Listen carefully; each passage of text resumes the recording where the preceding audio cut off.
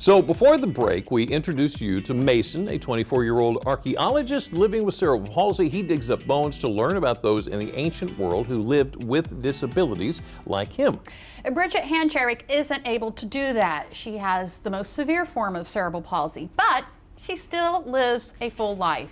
And so for our final installment of this Disability Pride series, we're excited to share Brigitte's story. Delmarva Live's Katie Zerilli sat down with Brigitte and her mom, Terry.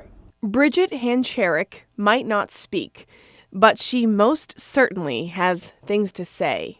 When she likes something, she'll let us know. She loves the camera, as you can see. And when she doesn't like things, she just turns her head and kind of, doesn't have an expression. Brigitte is 34 and was born with the most severe type of cerebral palsy called spastic quadriplegia. She is nonverbal, visually impaired. Seizures are under control, but she has a seizure issue. What else, Brigitte? There's lots of stuff. She doesn't walk or sit without a lot of support. But there's so much more to this sweet, smiling woman. She's very funny. She's the only one that laughs at my jokes. So she thinks everything's funny. She's very social.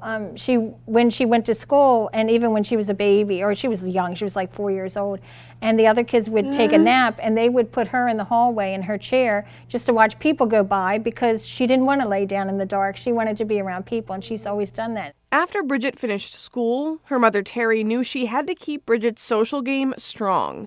So she started EPIC, which stands for Endless Possibilities in the Community. It allows Brigitte and others like her to engage in health and wellness activities and participate in the community. She works with a PT assistant, and she gets in, I know you'd love it there, and it's at the YMCA, so she gets in pieces of equipment for standing. They work with her, stretching her out. She has social time with people, and it's been really good because not just her friends at EPIC who also have a developmental disability, she has friends at the Y who are used to seeing her there now, and when she comes in, they're like, "Oh, hi, Brigitte, how are you?" And she's totally in the community, and that has been so good for her. Neighbors know her because we have a bike that my husband rides with her on the front. And they're currently building her a swimming pool with a ramp.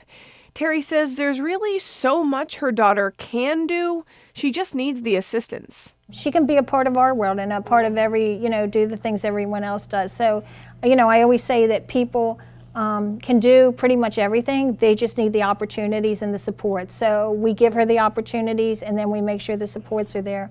And with that, she can do everything else that the other kids have done, including learning to listen. Folks who don't know a lot about Brigitte might be quick to assume she can't comprehend what they say, but she can, and she wants to. I don't think they would realize that she understands everything everyone is saying. She really wants to be a part of things. She enjoys being a part of things. We would still like to find a way for her to communicate with the rest of the world other than expressions, but after 34 years, this may be it, and this may be her way of communicating, but it's working for her.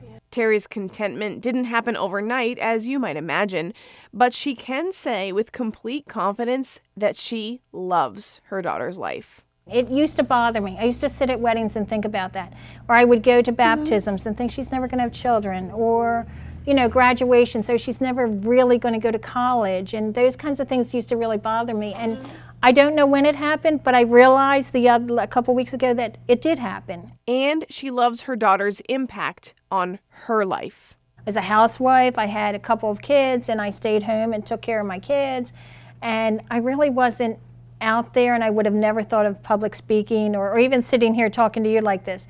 But Brigitte's made me grow, and she's made me, because she is nonverbal, I've had to be a voice for her, and I try very hard. When I always pray that I'm doing the right thing, that I'm saying what she wants me to say. She hopes all parents in similar or even very different shoes can feel that same pride.